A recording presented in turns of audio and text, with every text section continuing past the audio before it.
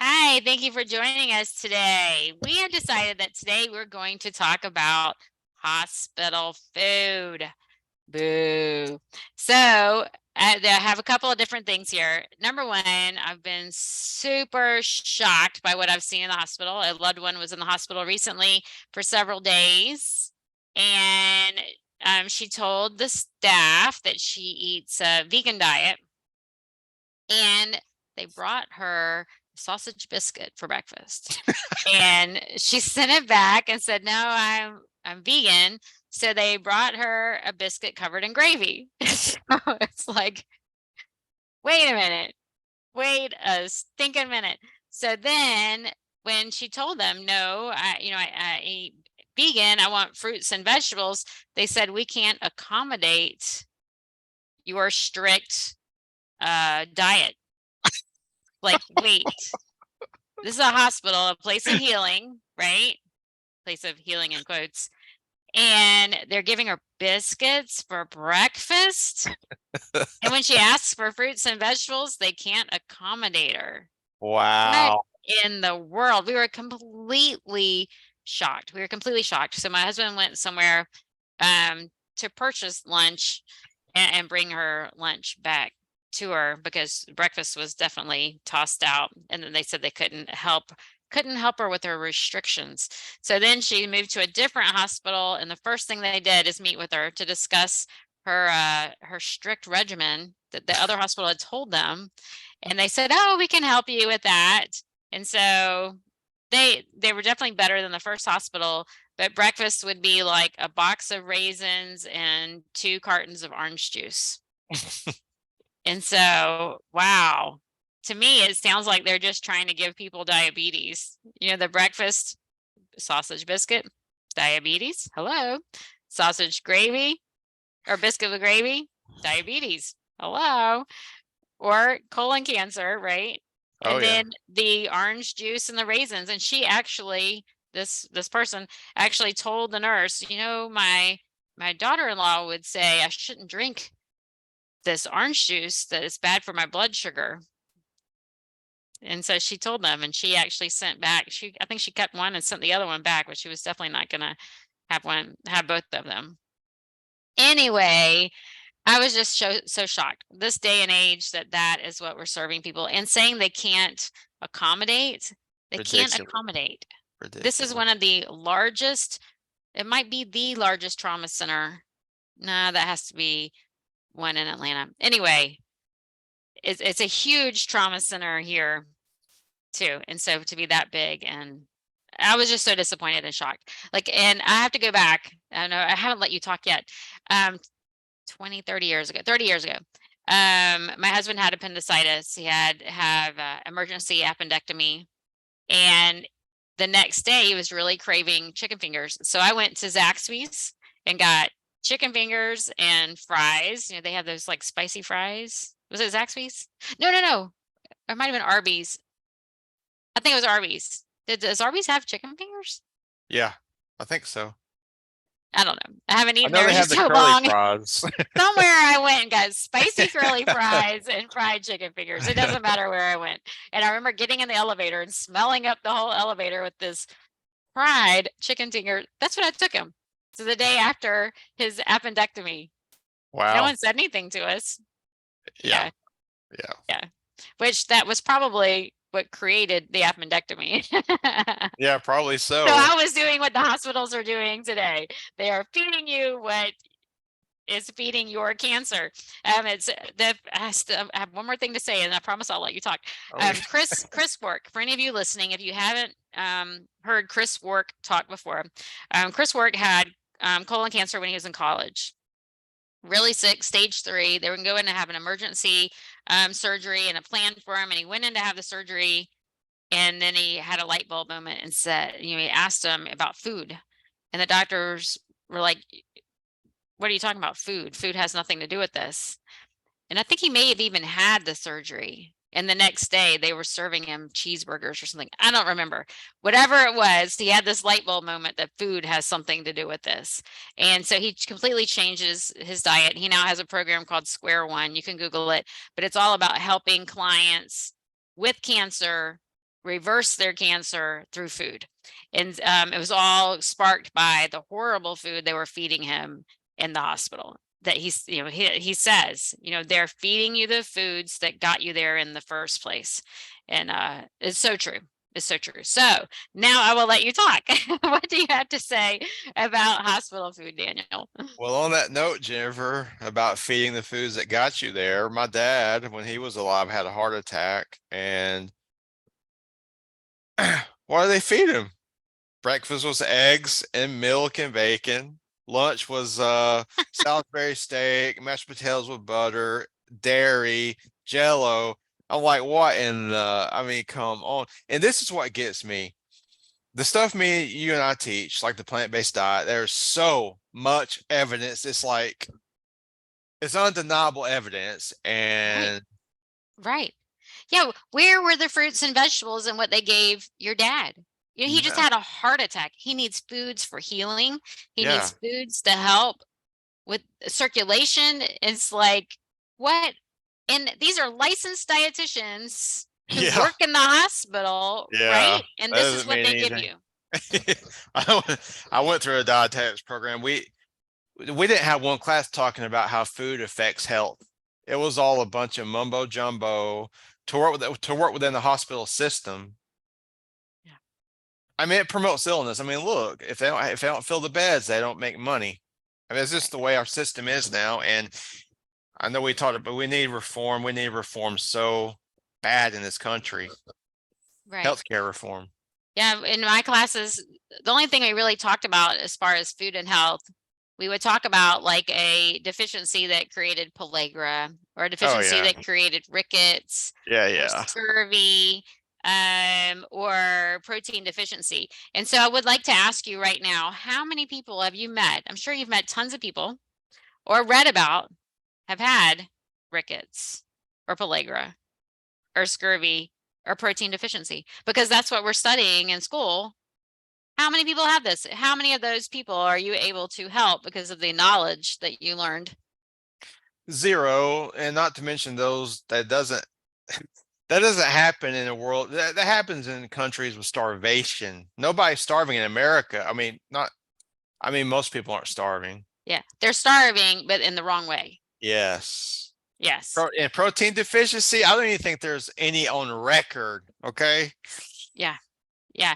I had one study I saw on protein deficiency, and it was someone, can't remember what it was. It was someone who was so seriously ill that they had a protein deficiency. I can't remember what it was, but it was someone who was already critically ill. They Yeah. couldn't absorb nutrients. Oh, yeah. And so that's the only study I ever saw on somebody with protein deficiency. However, anyone you talk to, they ask me, and they tell you, I need my protein. I can't get enough protein.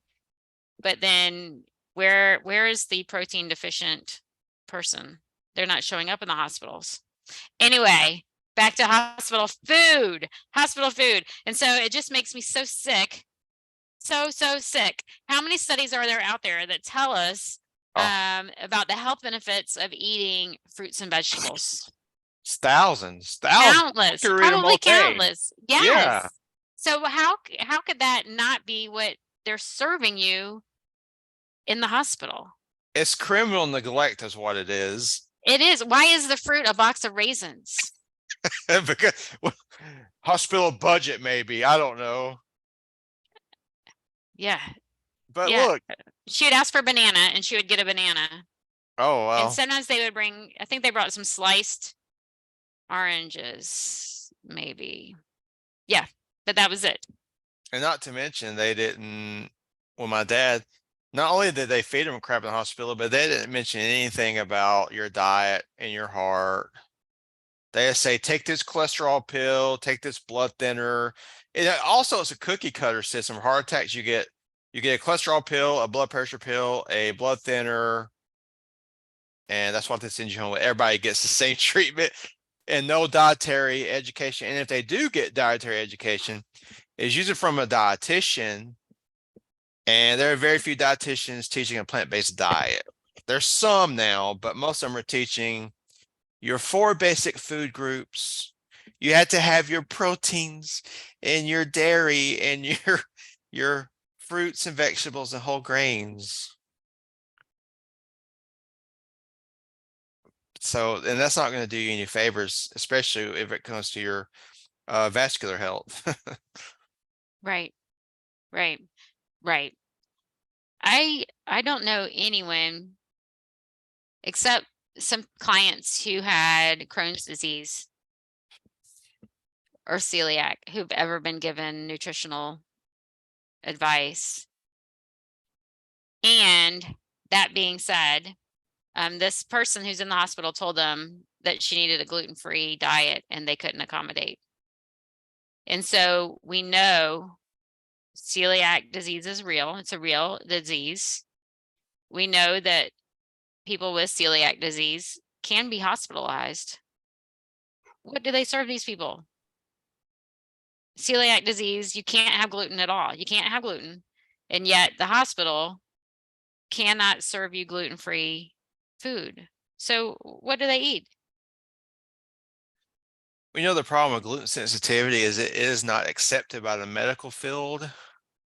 Even Dr. Michael Greger doesn't, he's basically saying he doesn't believe there's a such thing as gluten sensitivity, but there's so many Right. people that have it, and there's a lot of people who have cut gluten out and they get better. Right. Right. But that's anecdotal. Like, oh, Yeah. whatever, you know. Right. Right. Well, this is a disease that actually is caused from gluten, Oh yeah. and they can't give you gluten So you're telling me free. you're telling me that they feed celiac patients gluten in the hospital? Well, they'd have to if they can't accommodate a gluten-free diet. Oh my God. Right. Right. Well, that's what I said. I said, well, I can't have gluten. I said, so what would happen if I was hospitalized? I can't eat the biscuit or the gravy or the sandwich. I'm not drinking the orange juice and eating the raisins, You you just have know? to have a good family member bring Somebody food. right, which is what we would do. We kept taking her food. Yeah, so we would take a breakfast bowl with fruit. We would take soups. Yeah, we even so there are even some frozen meals that you can buy in the grocery store that are whole food plant-based. So we even Oh, had those and they had a little fridge there at the place and so we could put foods in there. But it's like why is this so difficult for a hospital to have these foods? and I'm sure the nurses and doctors probably scoffed at you like, oh, We're being difficult. yes. These food people thinking that food has something to do with health. Yes, I actually thought I was gonna get in trouble by saying, "No, no, we're not gonna eat that," you know? Yeah. Get Yeah, she scolded. needs to eat something different, so I really thought that I was gonna get in trouble for that. Anyway, so I did go when I was in culinary arts school, we did go to the hospital to tour the kitchen. And we did talk about different plans for someone who is maybe had a kidney transplant or somebody who was on dialysis and they had to have special diets for those people, but they were not healthy. They weren't healthy. It was just restricting some of the foods for those people, but we still didn't serve healthy meals to those people, unfortunately. Yeah. Yeah. When I was in dietetics program, when we came to the section of somebody that had kidney disease, you're gonna love this.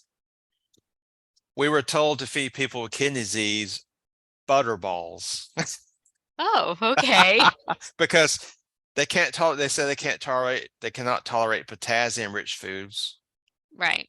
So they wouldn't give me any fruits and vegetables. It would be just butter and sugar.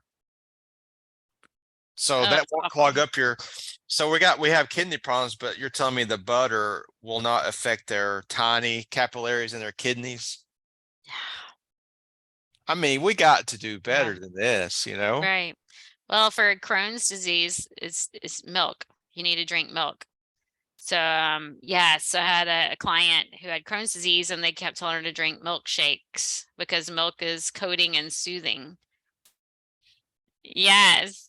But Crohn's disease is an autoimmune disease that is strongly connected to casein or whey allergy. And so it may be soothing to you right now in this minute, but it's going to set you right back up for another surgery. You're going to be hospitalized again, unfortunately.